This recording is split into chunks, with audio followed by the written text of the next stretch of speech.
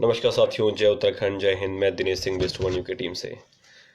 आज करीब 1.5 महीने बाद आपको लग रहा होगा कि ये अचानक से मेरा बैकग्राउंड चेंज कैसा हुआ।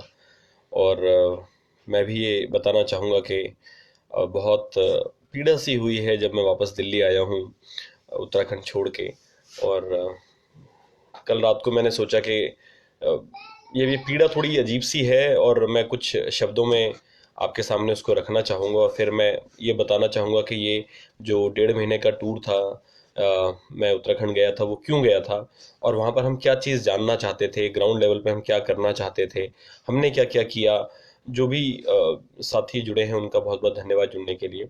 और मैं सभी साथियों से क्षमा भी चाहूँगा, मैं हाथ जोड़ के क्षमा भी चाहूँगा, क्योंकि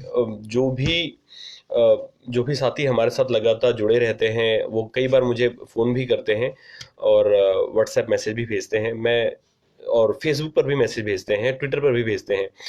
मुझे आप डायरेक्ट फ़ोन कीजिए। उसका कारण ये है कि मैं व्हाट्सएप बहुत ज़्यादा देख नहीं पाता हूँ, समय मिलता कम है। फेसबुक में मैसेज ज़्यादा आपके साथ चैट नहीं कर पाता हूँ, समय थोड़ा कम मिलता है। तो आपसे मैं निवेदन करूँगा, प्लीज़ मुझे आप डायरेक्ट फ़ोन कीजिए। इन केस अगर मेरा फ़ोन इन केस अगर मेरा फ़ोन बिजी जाता है तो मैं आपको कॉल बैक अवश्य करूंगा, या आप मुझे मिलाते हैं, आप मुझे एसएमएस भी छोड़ सकते हैं। तो बहुत बहुत धन्यवाद सभी साथियों का जुड़ने के लिए। प्लीज़ सबके साथ शेयर कीजिएगा। बीना मेहरा मैम जय उत्तराखंड, राजू भाई जय उत्तराखंड, सभी साथियों का जय उत्तराखंड, कुबेर भाई जय उत्तराखंड। तो उत्तराखंड से जो मैं दिल्ली आया हूँ कल रात को, आज आपके सामने आया हूँ मैं। रीना मैम जय उत्तराखंड, प्रमोद भाई जय उत्तराखंड। तो मैं कुछ शब्द मैंने लिखे हैं। मैं कोई इतना बड़ा पोएट नहीं हूँ, लेकिन जो मन के अंदर है थोड़ा शब्दों में पिरोने का प्रयास करता हूँ। तो वही चीज़ आपको बताना चाहता हूँ, क्योंकि उत्तराखंड में बहुत लोगों से मिले हम बहुत लोगों से मुलाकात हुई। और कुछ अपने मैं जो हमारे हमारे अंदर जो है वो चीज़ आप सबके सामने मैं रखना चाह रहा हूँ कि कुछ ना कर सका अब तक ये सोच कर पछताया हूँ, सब कुछ जहाँ है अपना वो स्वर्ग छोड़ कर आया हूँ। तो उत्तराखंड छोड़ के आया, मुझे लगा यहाँ तो सब कुछ है, हमारे पास खेत है, नदी है, परिवार है, गांव के लोग हैं, सड़क भी है। ज़्यादा दूर बहुत सारी जगह सड़क नहीं है, लेकिन मैं कम से कम अपनी बात कर रहा हूँ, अपने क्षेत्र की बात कर रहा हूँ। सब कुछ है। तो कुछ ना कर सका अब तक ये सोच कर पछताया हूँ, सब कुछ जहाँ है अपना वो स्वर्ग छोड़ कर आया हूँ। नेताओं और सरकारों की अनदेखी का सताया हूं। अब इसके अंदर खाली मैं नहीं, ये बहुत सारे ऐसे उत्तराखंडी लोग हैं जो उत्तराखंड छोड़ के आए हैं, किस वजह से? क्योंकि वहां पे रोजगार नहीं, पलायन इतना ज्यादा हो गया। समस्या आप सबको पता है, वो रिपीट करने की आवश्यकता नहीं है। तो नेताओं और सरकारों की अनदेखी का सताया हूं, देवभूमि उत्तराखंड जैसा स्वर्ग छोड़कर आया हूं। जिंदा हूं शहर में लेकिन गांव में दम तोड़कर आया हूं। मैं शहर में तो जिंदा हूं, आज वो फीलिंग आ रही है कि नहीं, मैं गलत जगह तो नहीं आ गया कहीं। दिल्ली, अभी हमारे एक वकील साथी हैं तापेश्वर वत्स जी, उनसे मेरी बात हो रही थी तो उन्होंने बोला प्लीज ये वीडियो शेयर करना, क्योंकि मैं कुछ कुछ बहुत इंपॉर्टेंट चीज आपको बताने जा रहा हूँ। हमने क्या क्या किया पिछले, कम से कम मैंने क्या किया और हमारी टीम के साथियों ने क्या किया। अल्मोड़ा जिला के अंदर हम कहाँ कहाँ घूमे, क्या क्या लोगों की मानसिकता किस तरह से मिली, किस तरह से लोग मिले। सुनील रावत भाई जय उत्तराखंड, गिरीश चंद्र जी जय उत्तराखंड, प्रवीण बिस्ट भाई जय देवभूमि उत्तराखंड, सभी साथियों को जय उत्तराखंड। तो मैं कुछ चंद लाइनें आपके सामने पेश कर रहा हूँ, प्लीज शेयर कीजिएगा। कि नेताओं और सरकारों की अनदेखी का सताया हूं, देवभूमि उत्तराखंड जैसा स्वर्ग छोड़कर आया हूं। जिंदा हूं शहर में लेकिन, तो जो मेरे वकील मित्र हैं उनसे मेरी बात हुई, उन्होंने कहा कि कैसा रहा सफर। मैंने कहा यार दिल्ली आते ही खांसी शुरू हो गई इस टाइप वाली जो गले में है, अभी आपको फील भी आ रहा होगा। तो ये कह रहे तो वेलकम टू दिल्ली, ऐसा मत कहो कि दिल्ली में कुछ नहीं है, दिल्ली में पॉल्यूशन है ना। दिल्ली के अंदर इस तरह की जो जो जो पॉल्यूशन है आपको फील हुआ, यहाँ पे खराब सेहत है, तो आप तो स्वर्ग छोड़ के आए हो। तो वही मैं बोला भी है कि जिंदा हूं शहर में लेकिन गांव में दम तोड़कर आया हूं, जंगल जमीन नदियों वाला स्वर्ग छोड़कर आया हूं। और लास्ट में दो पंक्तियां और लिखी, क्योंकि आप उत्तराखंड में कहीं से भी जाएंगे, देवभूमि है, हर कुछ कुछ मीटर पे, कुछ किलोमीटर पे आपको मंदिर मिलते जाएंगे, छोटे बड़े मंदिर। कभी आप नदी पर बने हुए देखेंगे, जमीन नीचे नदी पर, और कभी आप देखेंगे ऊपर पहाड़ की चोटी पर बने हैं। तो रास्ते के हर छोटे बड़े मंदिर में हाथ जोड़कर आया हूं। जो भी मेरे यहाँ से करीब 450 किलोमीटर का रास्ता है, 430 किलोमीटर के आसपास गांव से। तो रास्ते के हर छोटे बड़े मंदिर में हाथ जोड़कर आया हूं, मुझे बुला लो उत्तराखंड, मैं ये स्वर्ग छोड़कर आया हूँ। तो उत्तराखंड जैसा जो स्वर्ग छोड़कर हम आए, ये इसमें कुछ कमी हमारी भी रही, कुछ कमी हमारे परिवार वालों की भी रही, और सबसे ज़्यादा जो कमी रही वहाँ की व्यवस्था, वहाँ के शासन प्रशासन की रही। और जो लोग जागरूक नहीं हैं वो तो सबसे ज़्यादा बहुत बहुत ज़्यादा कमी हमें खली। तो मैं बहुत संक्षेप में, ज़्यादा समय आपका ना लेते हुए, सबका समय बहुत कीमती है, मैं कल रात को वापस दिल्ली पहुंचा हूं 1.5 महीने के बाद। और मैं सभी साथियों को बताना चाहूँगा बहुत शॉर्ट में कि हमने क्या क्या काम किया और हमने क्या पाया। जो उत्तराखंड के अंदर बदलाव नहीं आता है, हमारे लोग जो छोड़ के बार बार चले जाते हैं। उत्तराखंड अभी आए थे, करीब 2.5 लाख उत्तराखंडी लोग वापस पहुंचे थे, लेकिन अब कई लोगों से बात हुई, कोई नोएडा पहुंच गया, कोई मुंबई पहुंच गया, यहाँ तक कि कोई गोवा पहुंच गया, कोई जयपुर पहुंच गया। होटल वाले, खासकर हमारे भाई बंधु, वो छोड़ के चले गए। तो आज के टाइम पर हमें क्या ज़रूरत है, मैं थोड़ा सा बताना चाहूँगा। हमने जो लास्ट टाइम उत्तराखंड के अंदर भ्रमण किया है, अजय भाई भी, अजय जो वन यू के टीम के प्रेसिडेंट हैं, वो भी पौड़ी जिला के अंदर बहुत सारी जगह घूम रहे हैं, लोगों से मिल रहे हैं, जगह जगह जगह जगह जगह जगह जाकर बात कर रहे हैं। तो वो मैं जब यहाँ से निकला था तो मैंने अल्मोड़ा के अंदर एक मीटिंग करी। वहाँ पे हमारे एक पत्रकार भाई हैं, राहुल जोशी जी, उनसे भी मेरी मुलाकात हुई। वहाँ पर लोगों से मैंने बात करने का प्रयास किया। वो बेसिकली मेरे रिश्तेदार हैं, गांव के कुछ। तो करीब 7-8 लड़कों से मेरी बात हुई। मैंने कहा यार इस तरह से हमारी मुहिम है, और वो मेरे मामा मामा के लड़के हैं। तो मैंने उनसे बात करी कि हम किस तरीके से आप लोग हमारा सपोर्ट कर सकते हैं। तो उन्होंने कहा दिनेश भाई, दीपू भाई, आप जो भी, वैसे मुझे निकनेम से दीपू बोलते हैं, कि दीपू भाई जैसा भी आप बोलोगे हम कर देंगे। मैंने कहा एक टीम बनाते हैं यहाँ पे, अच्छे से काम करते हैं, और आप लोगों को जोड़ने का प्रयास कीजिए, हम बड़ी मीटिंग रखेंगे, सब लोग आएंगे। उन्होंने कहा ठीक है, बहुत अच्छी बात है। तो वो कार्य नहीं हुआ, मैं आपको बता रहा हूँ, वो कार्य नहीं हुआ। खैर, दूसरी क्षमा करना साथियों, नेटवर्क का कुछ इशू था। तो तो पहली मीटिंग ये जो रही, मैंने बताया कि नौजवान लड़कों के साथ मिले, खुद मेरे रिश्तेदार हैं, मैं किसी और की बात नहीं करता हूँ। उन्होंने कहा हम ऐसा करेंगे, वैसा करेंगे, मीटिंग कर देंगे, लोगों को बोल देंगे। अगर मुझे 10 लोग मिले, सब अपने साथ 3-3 लोग भी लेके आते हैं, तो 10 लोग वो हो गए, 3 लोग जो वो लेके आए, तो टोटल 40 लोगों के साथ मीटिंग हो सकती थी। कोई रिस्पॉन्स नहीं आया। मैं ऐसा नहीं कह रहा हूँ कि हम इससे कोई, हमें हमें इससे कोई दुख हुआ है या ऐसा हुआ। हम ये देख रहे हैं कि हमें कितना कार्य करने की आवश्यकता है ना। ये तो चलेगा, क्योंकि लीडरशिप बहुत कम लोगों के अंदर होती है। पूरे उत्तराखंड को 70 विधायक चला रहे हैं, आप समझने की कोशिश कीजिए। 2.25 करोड़ की आबादी है, 1 करोड़ जो उत्तराखंड में रह रही है, केवल केवल 70 विधायक चला रहे हैं। उसके बाद मैं अपने गाँव आया। मैं अल्मोड़ा में था पहले, मेरे कजन की शादी थी, तो इसलिए वहां पर एक मीटिंग रखी।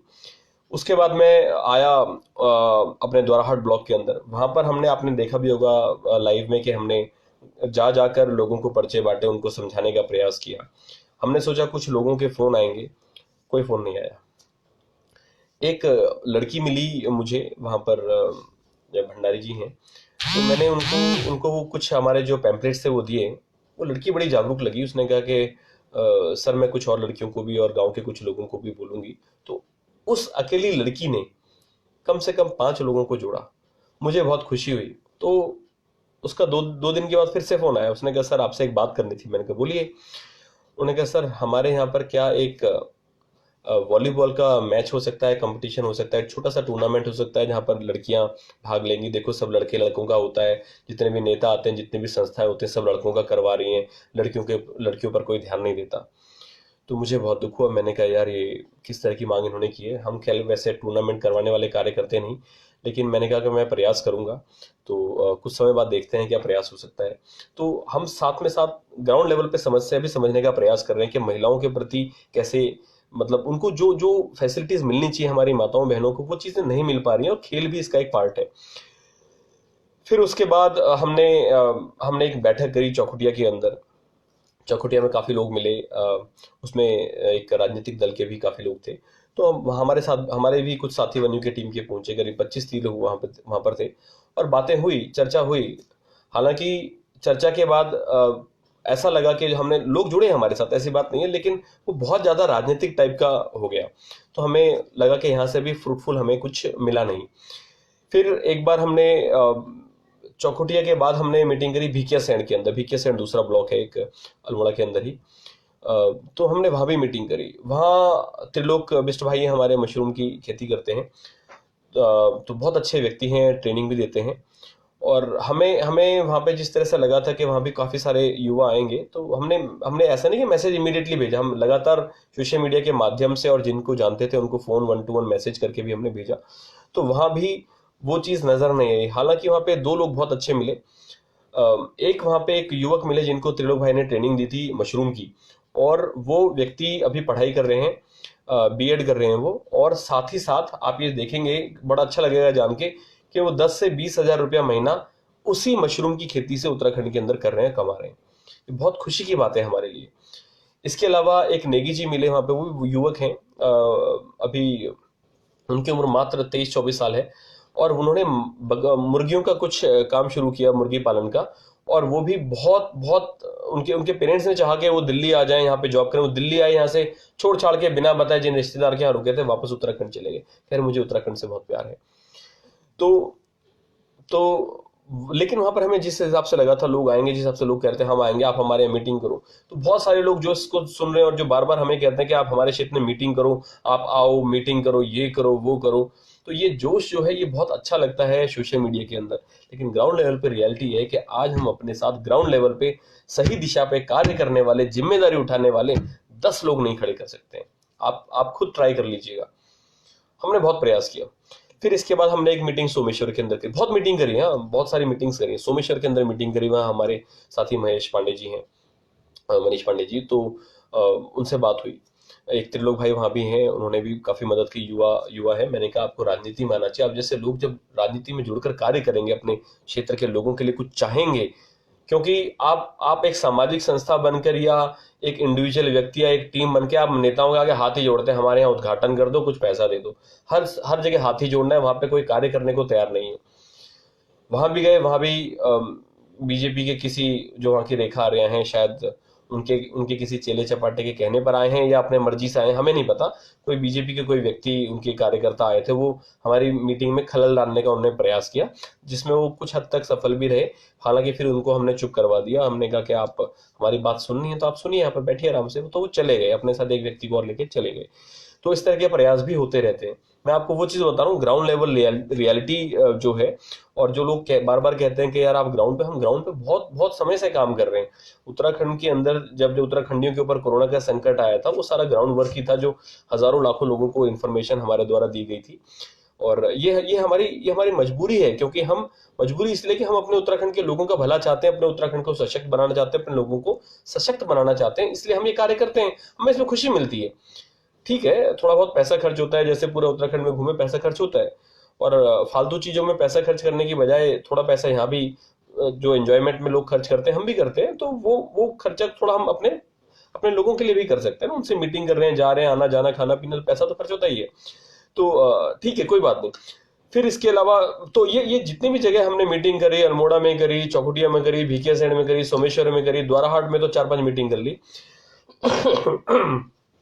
क्षमा कीजिएगा, ये दिल्ली में आने के बाद ऐसा होता है। उत्तराखंड में कोई दिक्कत नहीं है, साफ सुथरी हवा है।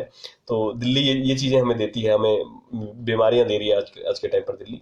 हालांकि मैं दिल्ली में ही पैदा हुआ हूँ शुरू से, और लेकिन दिल्ली को मैं उस सेंस में बुरा नहीं कह रहा हूँ। जो पोल्यूशन है, जो गलत चीज है, वो गलत है, उसको साफ सुथरा होना चाहिए। खैर, तो उसके बाद हमने एक बार एक मीटिंग का हमें मैसेज आया कि द्वाराहाट के अंदर एक मीटिंग है। हम अपनी मीटिंग में कहीं जाने वाले थे, वो किसी सामाजिक संस्था ने भेजा, तो हम भी वहां चले गए। तो इस बात की खुशी है, हमारे साथ उस दिन करीब 10-11 लड़के थे, लोग थे, हमारे साथी थे वन्यू की टीम के। तो अंदर जाके देखा, एक पॉलिटिकल पार्टी की मीटिंग थी, मैं उसका नाम नहीं बताना चाहता हूँ। तो बहुत बहुत बुरा लगा। मैंने कहा ये क्या चल रहा है, एक क्षेत्रीय पॉलिटिकल पार्टी है। तो उसकी मीटिंग थी, अंदर कुछ 30-40 लोग बैठे हुए थे, हम भी आगे बैठे। तो ये धोखा है, मेरी नज़र में ये धोखा है। तो मुझे भी बोलने का उन्होंने मौका दिया। तो मैंने बोला कि सर देखिए, ऐसा है, हम यहाँ पर इस मकसद से आए थे कि यहाँ पर एक सामाजिक संस्था की मीटिंग है। आपने सारे सोशल मीडिया के अंदर, आपके लोगों ने ये मैसेज भेजा था कि सारी सामाजिक संस्थाओं को मिलाकर हम यहाँ पर एक इस बैनर के तले मीटिंग करें। अंदर आके हम देखते हैं तो एक राजनीतिक पार्टी की मीटिंग है।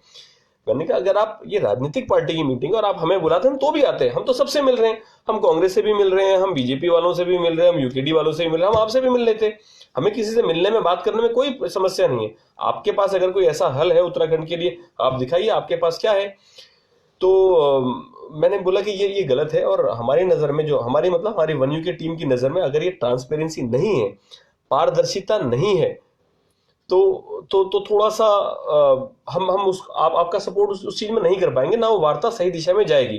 क्योंकि हमें आप पर विश्वास होना चाहिए और आपको हम पर विश्वास होना चाहिए कि हम एक दूसरे के साथ पारदर्शी रहें। और इसी तरीके से मैं सभी उत्तराखंडियों से भी बार बार निवेदन जिस तरह से करता हूं कि हम एक दूसरे के प्रति मान सम्मान आदर भाव से बात करें।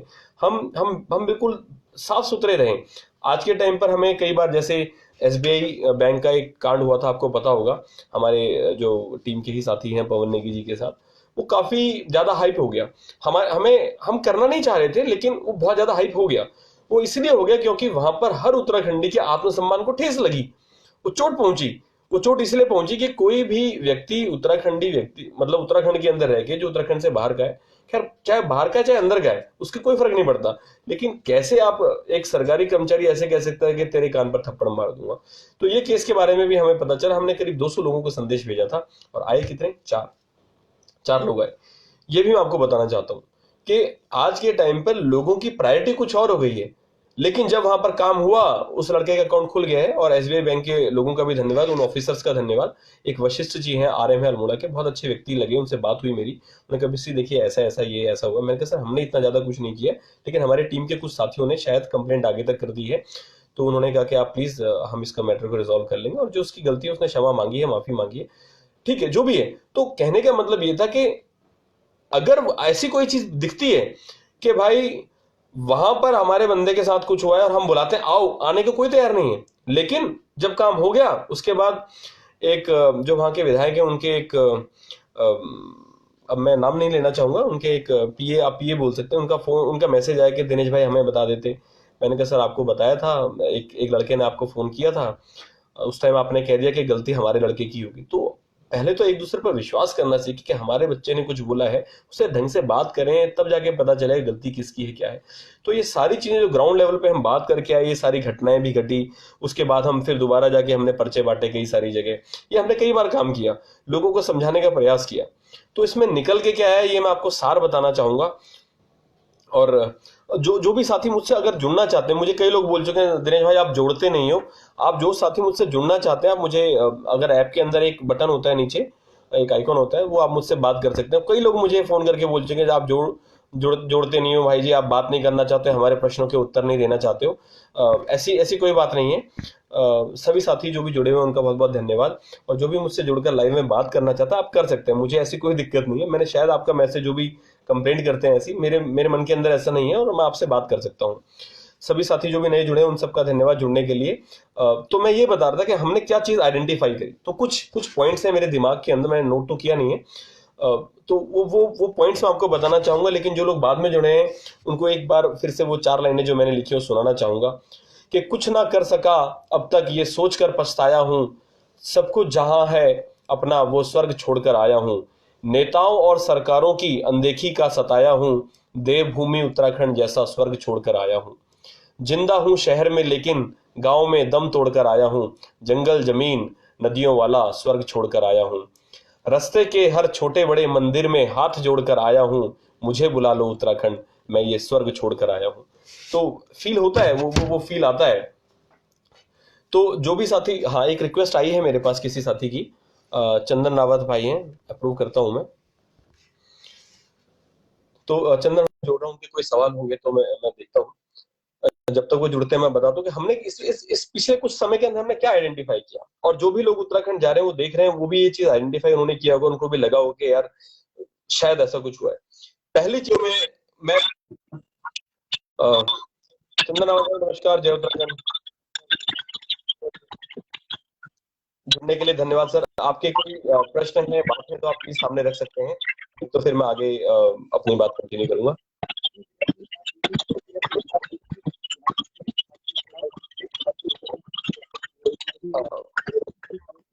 चंदन भाई, आपकी आवाज क्लियर नहीं आ रही है, शायद नेटवर्क का कुछ इशू है, आपकी आवाज क्लियर नहीं आ रही है। हाँ, दोबारा जुड़िए प्लीज।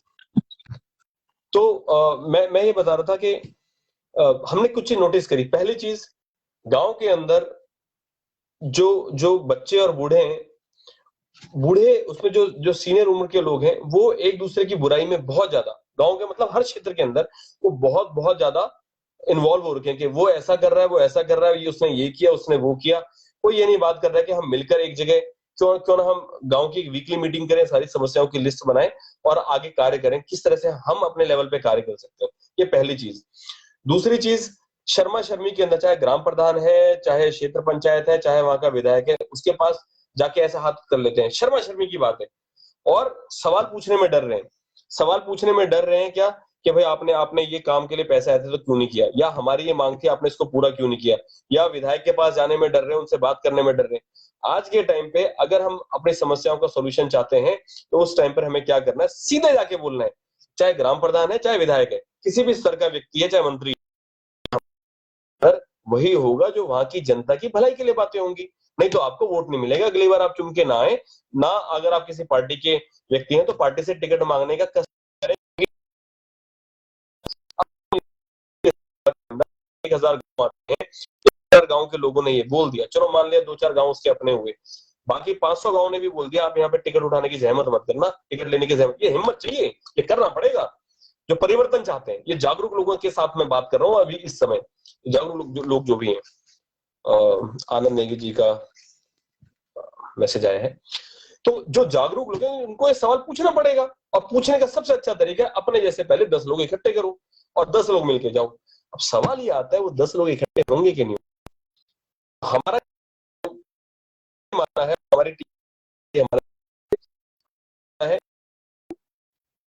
खेलने के लिए तैयार है, टूर्नामेंट हो रहा है, वो वॉलीबॉल खेलने के लिए तैयार है, यहाँ मिलकर दौड़ खेलने के लिए तैयार है, वो खेलने के लिए तैयार है। 18 साल या 80 साल के साथ लड़के आदमी के साथ बैठ के, वरिष्ठ व्यक्ति के साथ बैठ के शीप खेल रहे हैं, बॉल खेल रहे हैं, उसके लिए तैयार है वो। और देखने वाले 4-5 और आ जाएंगे, वहां पर 10 बंदे एक एक बार में तैयार हो जाते हैं। लेकिन आज के टाइम पर जहां जरूरत है कि चलो हम 10 लोग मिलकर अपने समाज के लिए अच्छा काम करते हैं, और हम ज्यादा काम क्यों करें, हम क्यों ना विधायक के पास जाए जिसने जो हमसे वादे किए थे, जो हम ये कर देंगे वो कर देंगे, कहाँ गए वो लोग। आज हम डरते हैं, मैं क्लियर बता रहा हूं, आज हम डरते हैं कि हम किसी के लिए बुरे ना बन जाए। आज हम डरते हैं, ये ग्राउंड लेवल की रियलिटी बता रहा हूं। और खाली लोग आपस में ऐसा बोलते हैं, ऐसा नहीं, हमें खुल के बोलना भी पड़ेगा। अगर ग्राम प्रधान खराब है, वो काम नहीं कर रहा, तो उसको बोलना पड़ेगा जी आप ग्राम प्रधान ठीक नहीं हो। और ग्राम प्रधान तो बदला भी जा सकता है, ये आप सबको पता होगा। खैर, विधायक जो है अभी 2022 में इलेक्शन है, खुल के जिस विधायक ने काम नहीं किया है जिंदगी में, क्योंकि क्या है ना, मेरे पास एक चंपावत से कल परसों फोन आया था, एक रज्जू भाई हैं हमारे, राजेंद्र फुलारा जी, वो निर्दलीय विधायक का इलेक्शन लड़ने वाले हैं चंपावत से, लोहाघाट से। तो उन्होंने कहा भाई जी मैं लड़ने वाला हूँ, आप इलेक्शन में सपोर्ट करोगे। मैंने कहा जी मैं आपको जानता नहीं पहचानता नहीं। कह रहे आप मेरा प्रोफाइल देखिए। मैंने कहा नहीं, आपसे मिलकर बैठेंगे, बात करेंगे, तो सपोर्ट हम तभी करेंगे जब हमें लगेगा आपके अंदर वो बात है। उन्होंने बहुत अच्छी एक बात बोली, उसने कहा क्या, नेतागिरी या समाज सेवा का ठेका क्या इन एमएलए ने ले रखा है, 2-3 एमएलए जो हर बार टिकट लेते हैं, हम लोग समाज सेवी नहीं है क्या, हम काम नहीं कर सकते क्या। मैंने कहा बहुत अच्छी बात बोली आपने। कह रहे आज के टाइम पे कोई एमएलए के पास जाके सवाल पूछने को तैयार नहीं है। आप बोलो एमएलए के पास जाना है, किस लिए, उनको भाई चंदा लेने के लिए जाना है, आपके साथ लोग जाने को तैयार हो जाएंगे, क्यों, क्योंकि वो जो चंदा मिलेगा उसमें आपकी बंदरबांट भी चलती है। दूसरा, एमएलए के पास जाना है, भाई किसी चीज का उद्घाटन करना है, वहां पे चले जाएंगे लोग। लेकिन जहां सवाल पूछना कि आपने जो वादा किया था वो कहाँ गया। आज हमारे एक एमएलए के पास करीब 5 करोड़ रुपए का जैसे सालाना बजट आ रहा है, 25 करोड़ रुपए में तो बड़े अच्छे अच्छे कोचिंग इंस्टीट्यूट खुल सकते हैं। हमारे बच्चे क्या ये ब्लू कॉलर जॉब ही करते रहेंगे, या हमारे बच्चे कभी आईएएस आईपीएस की तैयारी भी करेंगे। जिनके पेरेंट्स सक्षम है, इक्के दुक्के वो करवा देते हैं और सोशल मीडिया में हम बोल देते हैं ये बच्चे यहाँ चले गए, बच्चे वहां चले गए, हमारे बच्चे यहाँ सेलेक्ट हो गए। कितने बच्चे सेलेक्ट हुए, आप परसेंटेज निकालिए, कंपेरिजन करेंगे 0.001% है। इतना कम परसेंटेज है हमारा। हम किस विकास की बात करते हैं, हम किस तरह के विधायकों की बात करते हैं। तो ये भी हमने आइडेंटिफाई किया, हमने नोटिस किया कि ये बहुत बड़ी कमी है कि हमारे लोग सवाल पूछने में डर रहे हैं और किसी के मुंह के आगे बुरा नहीं बनना चाहते। फिर हमने ये देखा कि लोगों के पास पैसे की थोड़ी कमी है, ये हमने थोड़ी क्या बहुत ज्यादा कमी है। हम उनको कहते हैं कि यार आप हमारे साथ वहां चलिए, तो वो बोलेंगे यार हमारा क्या खर्चा होगा, हमारा खर्चा तो नहीं हो जाएगा। तो ये जेन्युइन क्वेश्चन है, ये बिल्कुल जेन्युइन सवाल है कि भाई उनका खर्चा, कोई व्यक्ति अगर हमारे साथ जा रहा है, हम उसका सारा खर्चा नहीं उठा पाते, चलो 80% हमने उठाया, 20% वो उठाएगा, लेकिन उसके पास नहीं है पैसा और वो चलने को तैयार है, ऐसे लोग हैं। ऐसे लोग हैं जिनके पास पैसा नहीं है लेकिन वो करना चाहते हैं, चलने को तैयार हैं। और मुझे मिले हैं बहुत सारे ऐसे, मेरे अपने भाई बंधु हैं, दोस्त हैं, साथी हैं। इसी तरीके से बहुत से ऐसे लोग हैं जिनके पास पैसा नहीं है और कार्य करना चाहते हैं, हालांकि क्योंकि उनके पास पैसा नहीं है, वो समृद्ध नहीं है, वो कार्य नहीं कर पा रहे, और जो कर सकते हैं वो इस काम में इंटरेस्ट ही नहीं लेना चाहते। एक बात और, हमारे जो उत्तराखंडी लोग हैं वो बढ़ चुके हैं पार्टियों के अंदर। आज के टाइम पर अगर मैं बात करता हूँ समाज सेवा के, हम एक एनजीओ है, मिलकर चलो कार्य करते हैं, विधायक से सवाल पूछने जाते हैं, या हम यहाँ पर बैम्बू प्लांटेशन का काम करते हैं, या हम इसी तरह से कोई दूसरा कार्य करना चाहते हैं, जैसे एसबीआई वाला केस ही ले लीजिए, जहां पे हमारे आत्मसम्मान की बात आती है, तो कितने लोग तैयार है? तो जो लोग चल भी सकते हैं वो भी चलने को तैयार नहीं होते। क्यों? क्योंकि वो पार्टियों में बटे हुए हैं। वो सोचते हैं कि यार, अरे मैं तो कांग्रेस वाला हूँ यार, मैं तो बीजेपी वाला हूँ, या मैं यूकेडी वाला हूँ।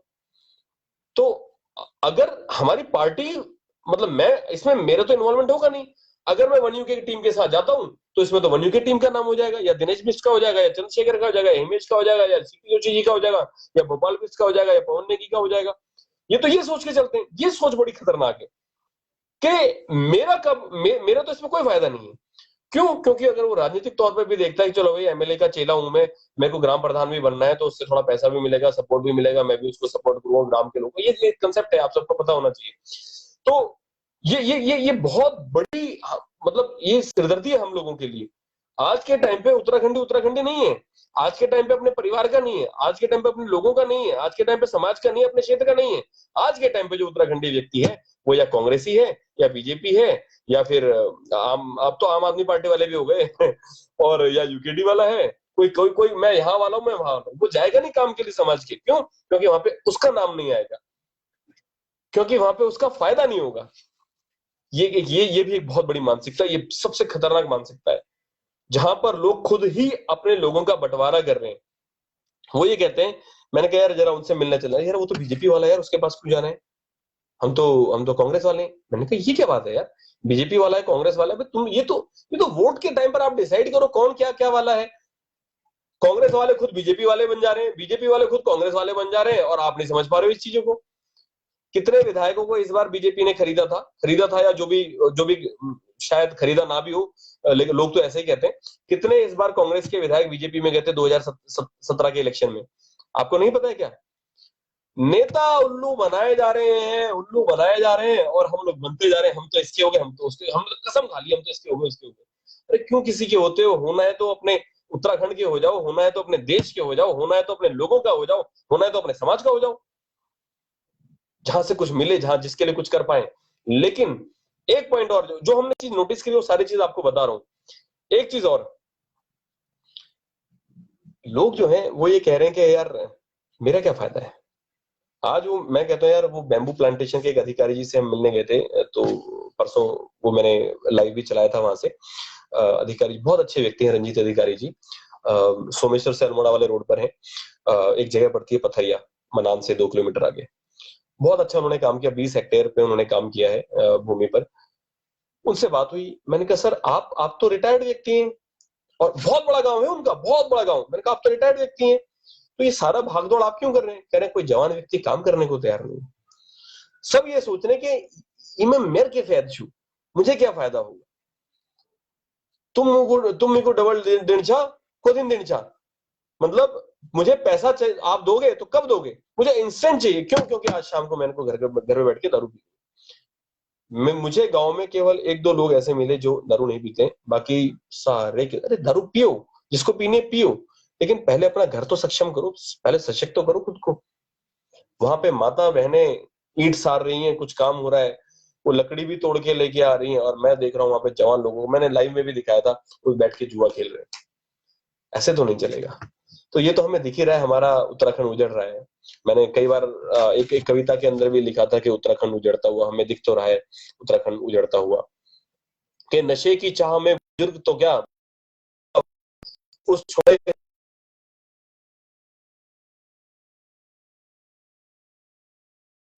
दिख तो रहा है अपना उत्तराखंड उजड़ता हुआ। तो साथ ही उत्तराखंड तो उजड़ जाएगा, बचाएगा कौन? सवाल ये आता है बचाएगा कौन? और हमने बहुत प्रयास किया। जो भी साथी इस लाइव को देखने में शेयर जरूर करना, मैं उसका कारण बताना चाहूंगा। हम बहुत जो प्रयास कर रहे हैं ये नाकाफी है, क्योंकि जो आवाज हम लोगों तक लगा रहे हैं बार बार सोशल मीडिया के माध्यम से आके, मैं कर रहा हूँ, कुछ और हमारे वन्यू की टीम के साथी कर रहे हैं, हम ये नाकाफी है। केवल हमारे करने से कुछ नहीं होगा, खाली हम लोग कुछ नहीं कर पाएंगे। आप लोग जो भी इस वीडियो को देख रहे हैं, प्लीज अपना साथ दीजिए। हफ्ते में 1 बार या 2 बार आप 15-20 मिनट के लाइव आइए। जो भी आपकी भावनाएं, पॉजिटिव भावनाएं, किसी की बुराई नहीं, किसी भी उत्तराखंडी लोगों की, संस्थाओं की कोई बुराई नहीं, केवल पॉजिटिव बातें कि इस तरीके से हम कर सकते हैं। अभी एक चीज हमने और देखी अपने इस टूर के अंदर, ये देखा कि बहुत से लोग सजेशन देने लग गए कि वन यू की टीम आपको ये करना चाहिए, आपको इस पर ध्यान देना चाहिए, आपके मुद्दे गलत है, आप गलत जगह ध्यान दे रहे हो। तो ये समझाने वाले लोग भी बहुत मिलते हैं। आप एक या तो बोल सकते हो समझाने वाले या ज्ञान देने वाले। तो मैंने कहा ठीक है सर, हम कौन से मुद्दे पे काम करें? तो उन्होंने बोला कि तुम बंदर वालों मुद्दे पे काम करो, बंदर स्कोर बहुत हो गए। तो मैंने कहा ठीक है सर, इस काम को आप इनिशिएट कीजिए, आप लीड कीजिए, साथ हम देंगे आपका। उन्होंने कहा भाई मैं नहीं कर सकता हूँ, मैं आपको गाइड कर सकता हूँ। मैंने कहा जी गाइड, हमें गाइडेंस देने वाले बहुत लोग हैं, आप लीड करने वाले लोग हमें चाहिए। आप इस कार्य को आप लीड कीजिए, जिस तरह से बैम्बू मिशन को शंकर दत्त सती भाई हमारे जो हैं वो लीड कर रहे हैं, इसी तरह हम चाहते हैं कि आप इसको लीड करें।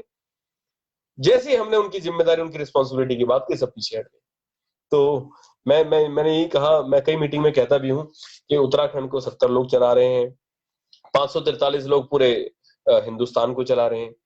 तो लीडर्स तो वही होंगे जो उस बैठक में आएंगे, उस मीटिंग में आएंगे, या कुछ एक्स्ट्रा काम करेंगे, एक्स्ट्रा ऑर्डिनरी काम करेंगे, आम आदमी की तरह नहीं। तो ऑर्डिनरी पीपल जो होते हैं वो इसी तरह की बातें करते हैं, लेकिन जो एक्स्ट्रा ऑर्डिनरी होते हैं वो लीड करते हैं, वो आगे चलते हैं। तो आप एक्स्ट्रा ऑर्डिनरी लोग बनिए, उसमें आगे आइए, आगे बढ़िए। तो ये इस तरह की विचारधारा हमें कई बार देखने को मिली कि जहां लोग जबरदस्ती में बहुत सारे सजेशन देने का प्रयास करते हैं। और हमें पता है कि हमारी जो 3 मांगे हैं, इन 3 मांगों से उत्तराखंड में इतना बड़ा परिवर्तन आएगा। तो अच्छा, एक बात बताना भूल गया मैं आपको, एक बहुत बड़े नेता से भी मेरी मुलाकात हुई, इनका नाम नहीं ले सकता हूं मैं। तो मैंने कहा सर, ये जो 3 मांगे हैं, हमारी मांगे हैं, बहुत अच्छे प्रभावशाली नेता है।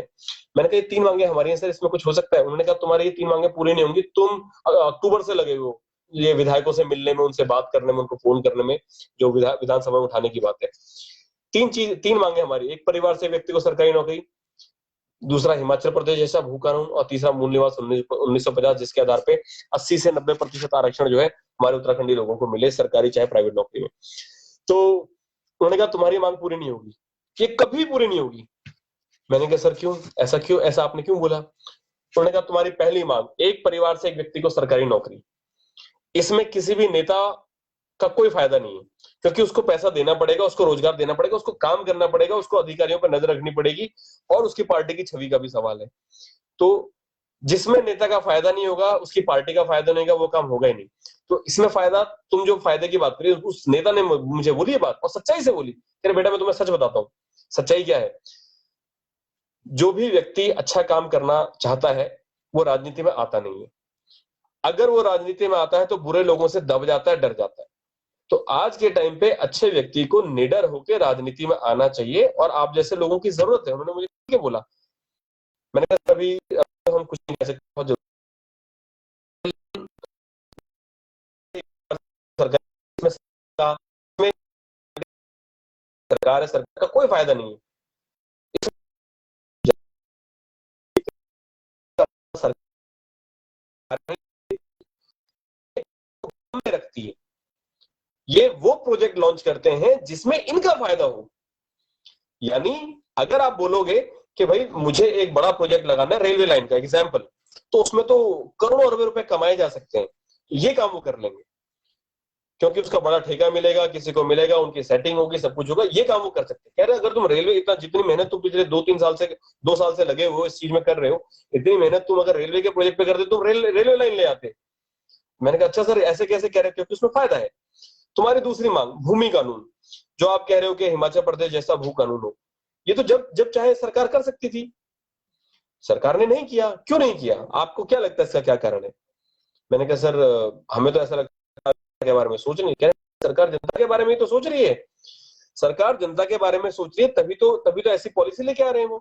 वो चाह रहे हैं कि भाई जनता को नौकरी मिले, क्योंकि हमारे देश के अंदर नौकर, जो छोटे लेवल पे काम करने वाले लोगों की संख्या लगातार कम हो रही है, सब व्हाइट कॉलर जॉब चाहते हैं।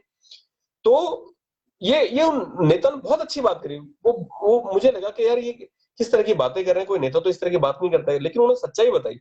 उसने कहा सरकार को उसमें कोई फायदा नहीं है। सरकार को फायदा किसमें है कि ऐसी ऐसी पॉलिसी बना दे जिसमें बाहर के लोग आकर वहां पर बिजनेस करें और वहां से उनको पैसा मिलता रहे, किसी न किसी अप्रूवल के बहाने, किसी दूसरे तीसरे बहाने नेताओं की अपनी बातचीत बनी रहे धन्ना सेठों से। तो आम लोगों का इसमें कोई फायदा नहीं है, उनका बस इतना फायदा है कि उनकी जमीन उनके हाथ से चली जाएगी, 30 साल के लीज पर चली जाएगी और उसके बाद अपनी ही जमीन पे वो नौकरी करेंगे और 30 साल तक वो अपने बच्चों को अच्छी जगह नहीं पढ़ा पाएंगे, तो उनके बच्चे भी वैसे ही नौकर बनेंगे, वैसे ही काम करेंगे। मैं तो सुन के हिल गया उनकी सोच को। तो उन्होंने बोला तुम्हारी तीसरी जो मांग है 1950 वाली कि मूल निवास 1950 होना चाहिए, जिसके आधार पर उत्तराखंडी लोग जो हैं वो मैंने कह रहे थे, पूछने लगे क्या था पूरा, मैंने कहा सर वो 80% आरक्षण जो है उत्तराखंडी लोगों को मिले, जैसे कि अरुणा ये आंध्र प्रदेश के अंदर, तेलंगाना के अंदर, तो एमपी के अंदर बीजेपी की सरकार भी लाने जा रही है। तो उन्होंने कहा हाँ, उन्होंने कहा देखो इसमें आज के टाइम पे उत्तराखंड के अंदर क्या है कि बैकडोर से बहुत एंट्री है, हमें पता नहीं चलेगा, हम आप कुछ क्लेम भी नहीं कर पाओगे, न्यूज में आएगा लेकिन उससे आप कुछ कर नहीं पाओगे, क्योंकि आपको कुछ भी काम करने के लिए कोर्ट में जाना पड़ेगा। आम जनता के पास पैसा नहीं है, जब आम जनता के पास पैसा नहीं है तो कैसे वो कोर्ट का केस लड़ेगी? कोई वकील उनकी सुनने को तैयार नहीं है, क्योंकि वकील भी पैसे वालों की सुनते हैं। आपका वकील क्या गारंटी कि दूसरे वकील के साथ नहीं मिल जाएगा? तो आपके पास जब पैसा ही नहीं है, आपके साथ जब लोग ही नहीं है, आपके पास कुछ है ही नहीं, तो कैसे आप उत्तराखंड बदलोगे? तो हम तो बोलते हैं वन यू के आओ उत्तराखंड बदले, तो कह रहे आप कैसे बदलोगे उत्तराखंड? वो जैकेट में लिखा हुआ था मेरे, उन्होंने पढ़ा, तो कैसे आपने जो लिखा हुआ है अपनी जैकेट पे, उन्होंने ऐसे इशारा किया, तो वन यू के लिखा हुआ है, आप कैसे बदलोगे उत्तराखंड? वो तो तभी बदलेगा जब लोग जागरूक होंगे, और उत्तराखंड के अंदर लोग जागरूक नहीं हो सकते, ये मैं आपको लिख के दे रहा हूँ। अगर लोग जागरूक होते तो ये काम तभी हो जाता जब उत्तराखंड बना था। उस टाइम पर भी लोगों ने, चाहे छोटी बड़ी पॉलिटिकल पार्टीज की भी बात कर लो, उस टाइम भी लोगों ने अपना फायदा देखा कि मैं टॉप पर कैसे पहुंचूं, मैं लीडर कैसे बनूं। आज उत्तराखंड के ये हाल, कह रहे हम भी चाहते हैं करना, लेकिन सिस्टम इतना बुरा बन चुका है कि आज हम अपने साथ बोलते हैं 10 लोगों को आने के लिए, तो बिना दारू से नीचे बात ही नहीं करते हैं, वो आएगा ही नहीं हमारे साथ, हमारी मजबूरी बन चुकी है।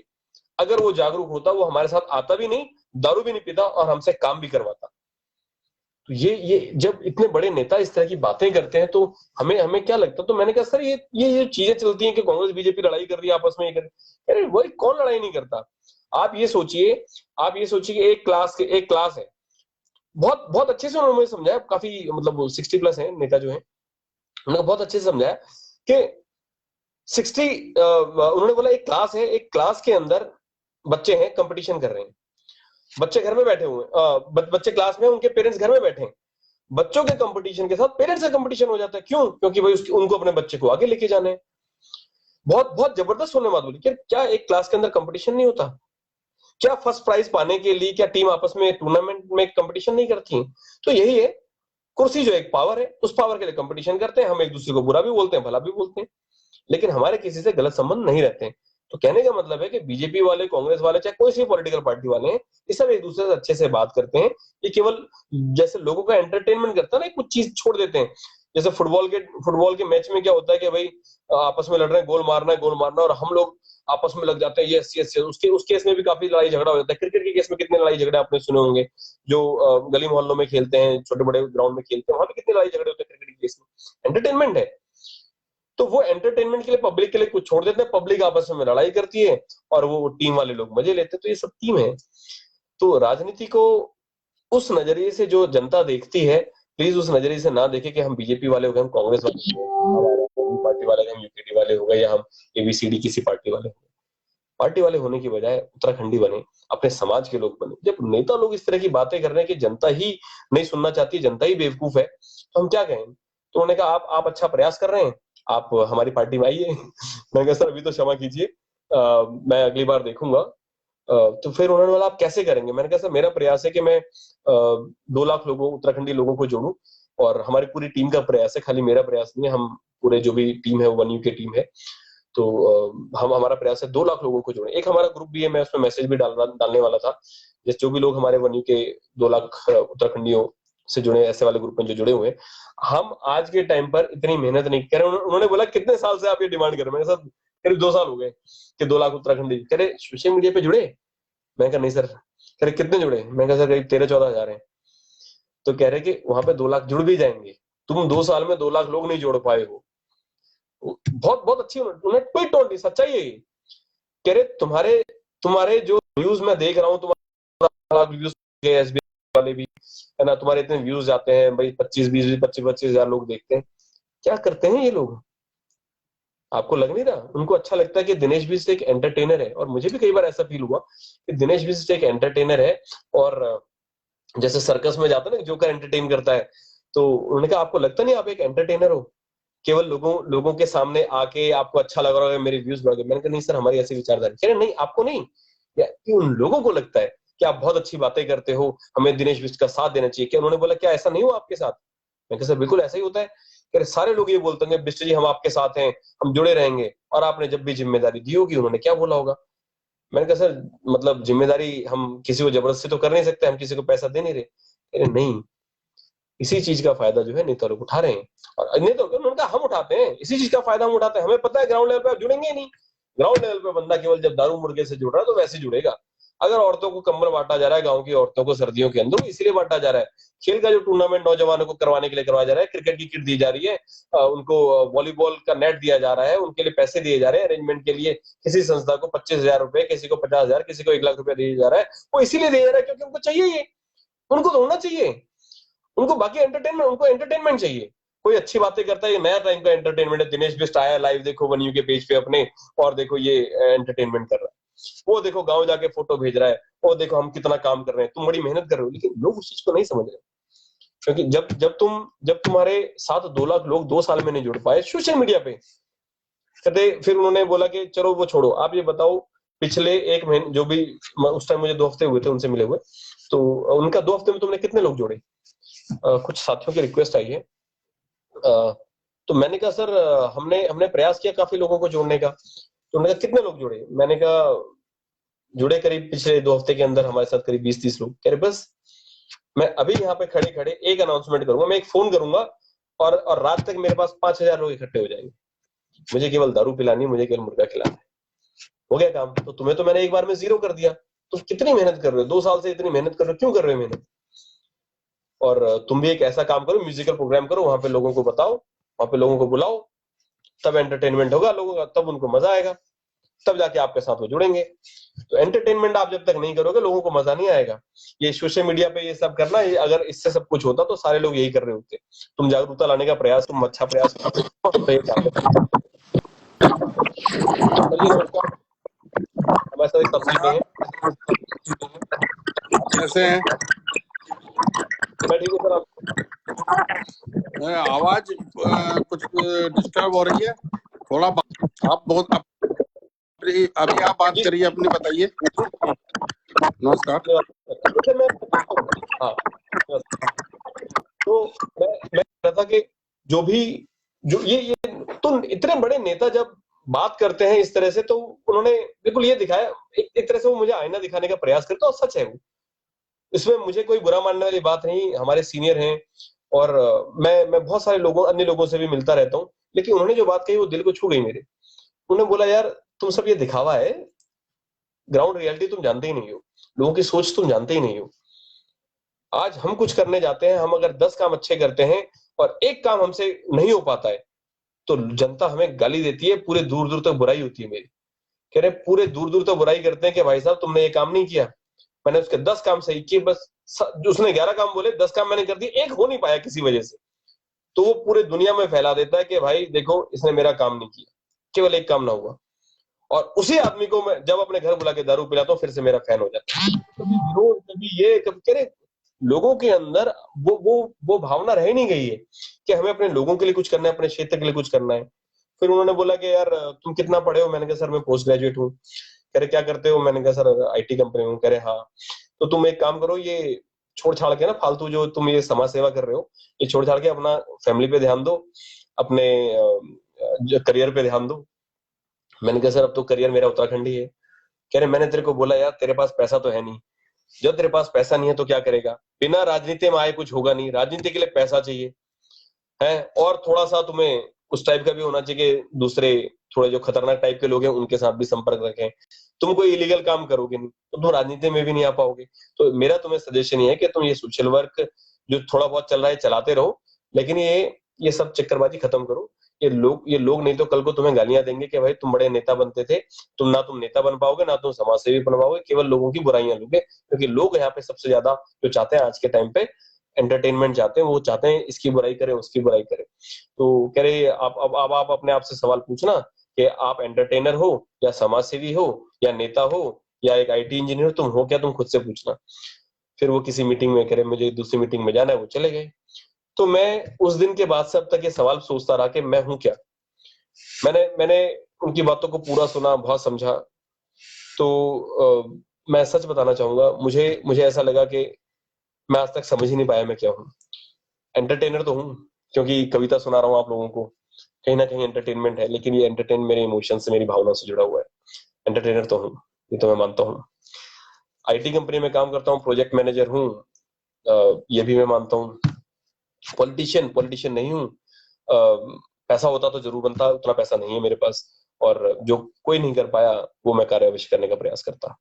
रही बात समाज सेवी की, वो तो समाज बताएगा कि मैं समाज सेवी हूँ कि नहीं हूँ। और बस मैं ज्यादा समय नहीं लूंगा, थोड़ा मूड भी चेंज हो रहा है। मतलब बहुत राजनीति और समाज सेवा, जो भी लोग ये कहना चाहते हैं कि आप लोगों को राजनीति में नहीं आना चाहिए या आपको समाज सेवा ही करनी चाहिए, समाज सेवी संस्थाएं हैं या जो भी लोग उन समाज सेवी संस्थाओं से जुड़ा हूं, या जो भी आप लोग जुड़े हैं, आप मुझे एक बात बता देना, हम क्यों नेताओं के दरों पे जाके ठोकर खाते हैं, क्यों उनके आगे हाथ जोड़ते हैं, क्यों उनके साथ फोटो खिंचाते हैं, क्यों उन लीडर के साथ आगे बढ़ते हैं। वही लीडर जिसको हम 3-3 4-4 बार चुन के लेके आ रहे हैं, वही लीडर जो जो हमारे आगे हाथ जोड़ते हैं, आंसू, मतलब उनको आंसू आ जाते हैं, रोना आ जाता है वोट मांगते समय, और उसके बाद वो आपको पूछते तक नहीं है। आप वो तो उसके दिखावे के घड़ियाली आंसू होते हैं, लेकिन वो आज के टाइम पे उत्तराखंड की जनता को वही नेता खून के आंसू रुला रहे हैं।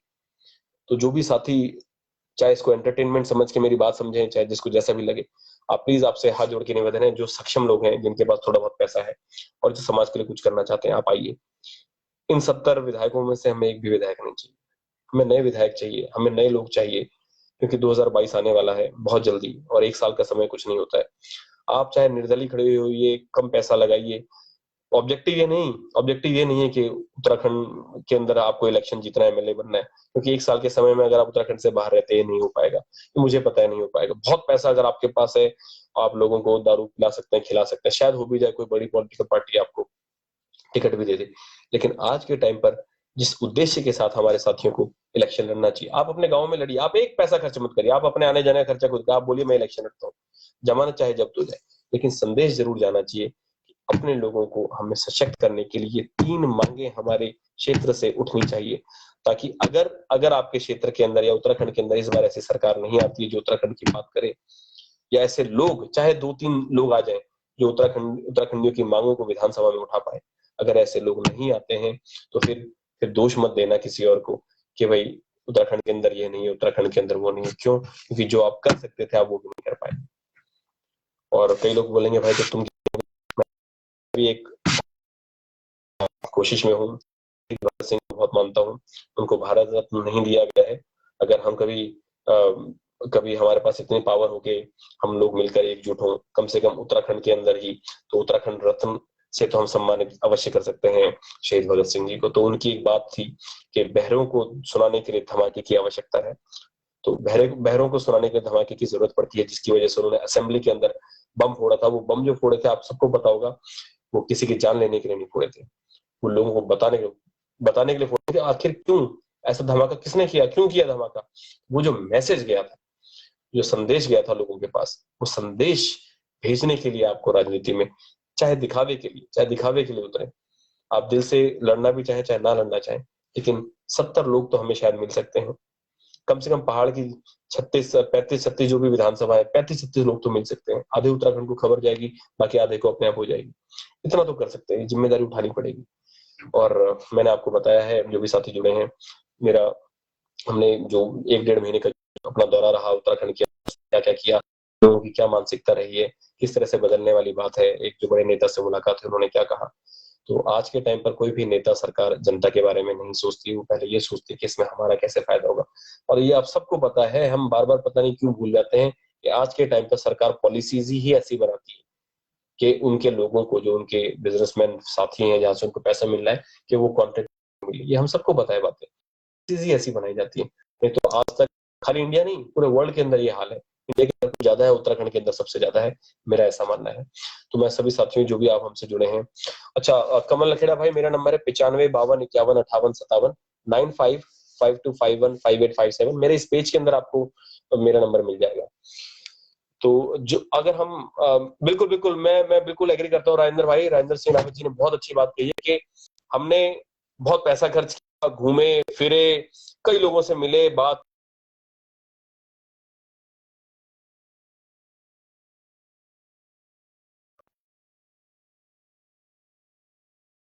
की आपको सुनाना चाहूंगा। अगर आपकी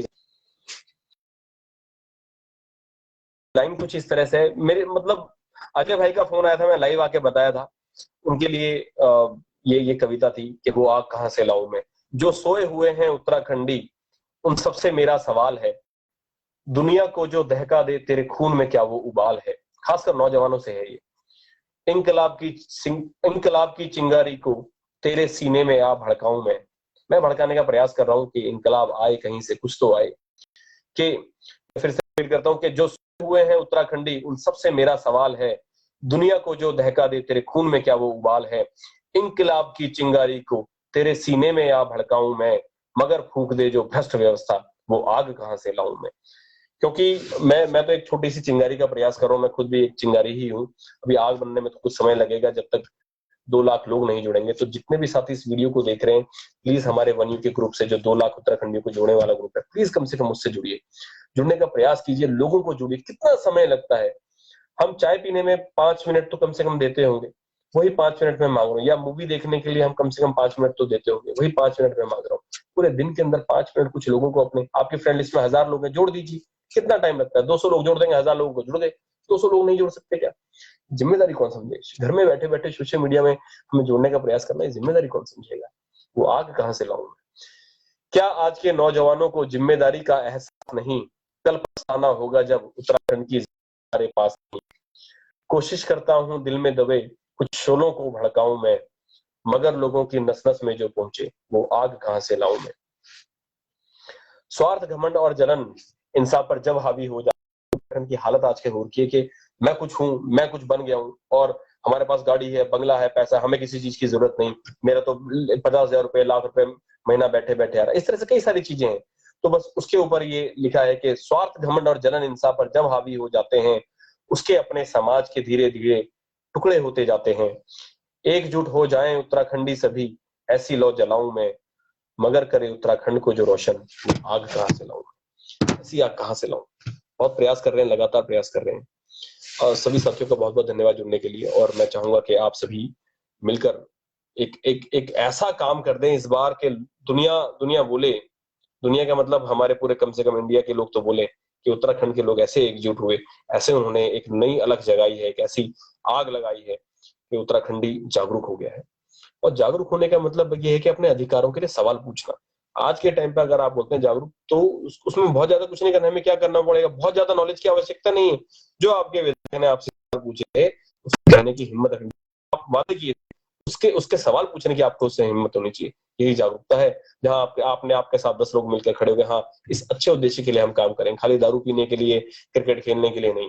जहाँ नौजवान बुढ़े सारे एक ही उद्देश्य को लेकर बात करें कि उत्तराखंड कैसे बदले। तो सभी साथियों का बहुत बहुत धन्यवाद। और बहुत सारे जो जो भी साथी जुड़ना चाहते हैं ना, मैं क्लियर करना चाहूंगा, मुझे डायरेक्ट फोन कीजिए। 9552515857 मेरा नंबर है, मेरे पेज पर मिल जाएगा। शंकर भाई ने ये नंबर भेज भी दिया है इसी ग्रुप के अंदर, जो भी चैट है। और मैं जाते जाते बस इतना ही कहना चाहूंगा कि आप सभी साथी और हम मिलकर, आओ मिलकर एक नया उत्तराखंड बनाएं। और जो भी डेवलप्ड कंट्रीज हैं, जो भी विकसित देश हैं, जरा एक नजर उनकी तरफ भी देखें कि वो कैसे डेवलप हुए, वहां के लोग कितने जागरूक हैं। तो आप सभी साथियों से जो जो भी जुड़े हैं, उनका बहुत बहुत धन्यवाद। जय उत्तराखंड, जय हिंद।